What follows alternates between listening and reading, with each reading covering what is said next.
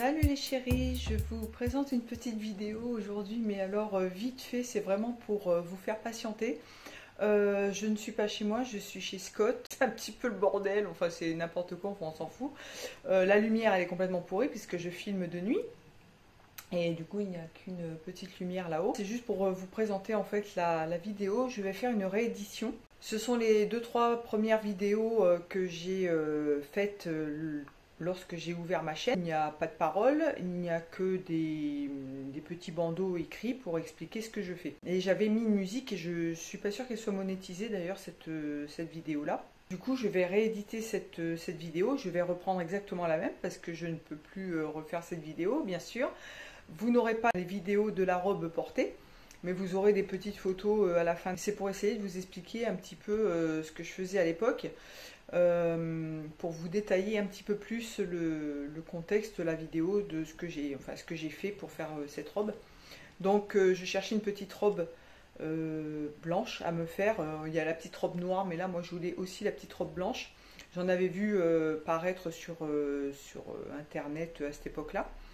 Et puis, du coup, je me suis fait cette petite robe. Alors, cette robe a été faite en jersey Milano. Alors, pas complètement blanc, c'est un blanc cassé que j'avais acheté, je crois, chez RJS. D'une qualité sublime. Et franchement, il est super. Du coup, j'avais fait cette petite robe d'après une robe Burda. Donc, je vais vous laisser le dessin de la robe d'origine et ce que j'ai fait pour la transformer. Donc, j'avais rajouté des petits volants. Et comme c'est du jersey Milano, les volants, je ne les avais pas, j'avais pas fait de finition, j'avais coupé, c'est resté accru. En revanche, j'avais fait des ourlets aux manches, en bas de la robe. Et j'avais fait, alors à l'époque, j'avais pas fait d'enforme, j'avais pas fait de biais de propreté. Quoique, c'était peut-être un biais de propreté que j'avais fait. Mais on le voit pas très bien, donc je ne sais pas exactement ce que j'avais fait. Mais j'avais quand même surpiqué à la recouvreuse. Donc c'est assez près du bord, mais j'avais fait une petite surpiqûre la recouvreuse. Donc vous pouvez créer une enforme ou mettre un biais de finition. Je ne l'ai pas sous le nez, donc je ne peux pas vous dire, mais c'était pour vous faire patienter un petit peu. Et puis ça peut peut-être vous intéresser parce que c'est une robe qui n'est pas du tout démodée, hein. Je trouve qu'elle est super sympa encore. Je l'avais faite un petit peu courte. Franchement, elle était trop stylée. Je ne l'ai pas remise depuis parce que à La Réunion, le jersey Milano, ça tient quand même un peu chaud. Il faudrait que j'ai une occasion pour la porter l'hiver parce qu'elle est quand même assez courte. Je peux la porter sans collant et elle a les manches courtes.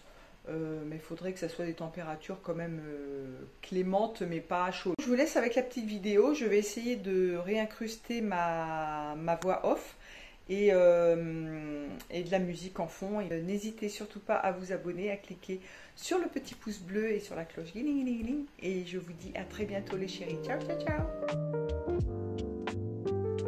Voici les inspirations de la robe. Donc elle se compose de 6 pièces. Il y a le dos, le devant, les 2 manches et les 2 volants que j'avais créés.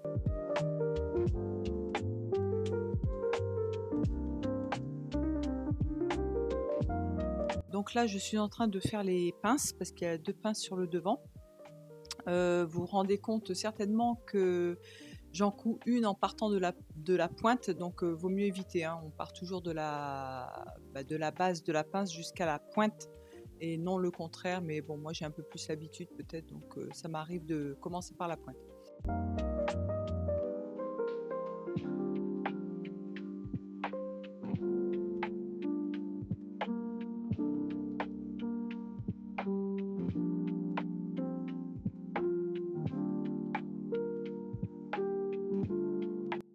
Ensuite, j'assemble les épaules à la surjeteuse. La robe est entièrement assemblée à la surjeteuse.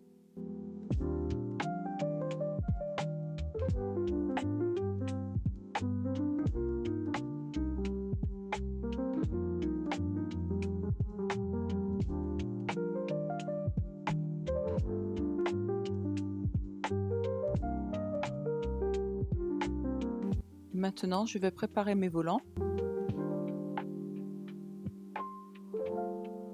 Pour ceci, je vais passer 2 fils de fronce sur chaque volant.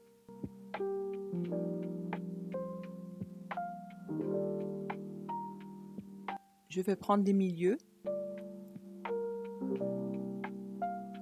Et ça va correspondre à la ligne d'épaule. Donc je vais tirer les fils de fronce jusqu'à obtenir la longueur de l'emmanchure.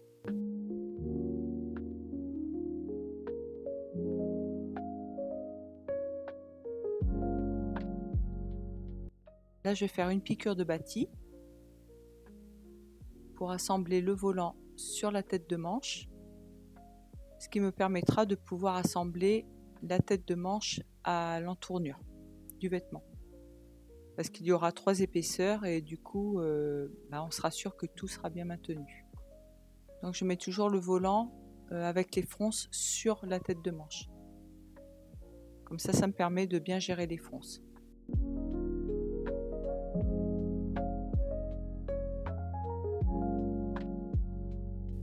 Les volants sont assemblés aux manches et je vais pouvoir assembler les manches aux vêtements.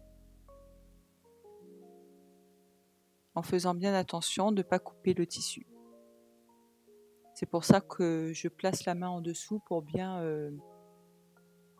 séparer les épaisseurs. Et faire attention que rien ne soit pris en dessous.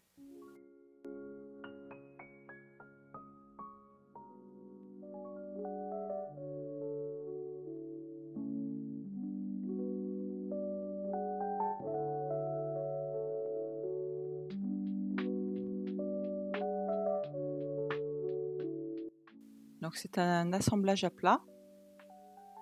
Et ensuite je vais pouvoir assembler les dessous de manches et les côtés en une seule traite. Toujours à la surjeteuse. C'est possible de le faire à la piqueuse plate, il n'y a pas de souci.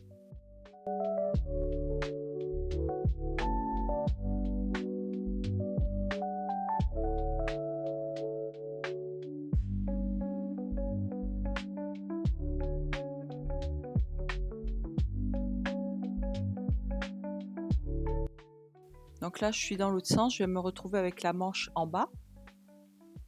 Il faudra que je fasse attention de coucher la pince dans le bon sens. Donc on couche la pince vers le bas du vêtement.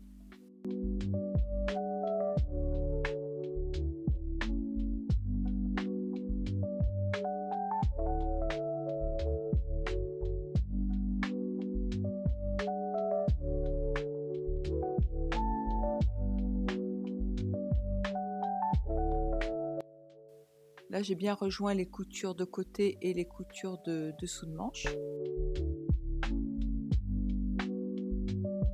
Et là, je me rends compte qu'en fait, c'est bien un ourlet que j'ai fait, enfin un simple rempli pour l'encolure également. Mais je l'ai fait à la recouvreuse. Donc j'ai dû replier 1 cm, 1 cm et demi grand max. Et puis j'ai fait une petite piqûre de recouvrement au bord. Donc la finition, elle n'est pas terrible. Vaut mieux faire un biais de propreté ou une enforme. Donc là, je fais les ourlets de bas de manche. Et après, je vais faire les ourlets l'ourlet du bas de la robe.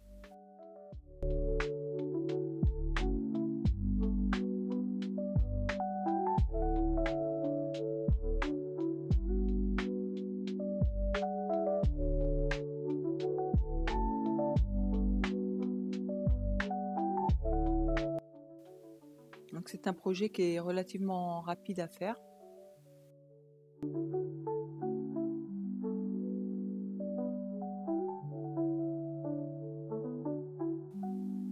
Et voilà, c'est terminé.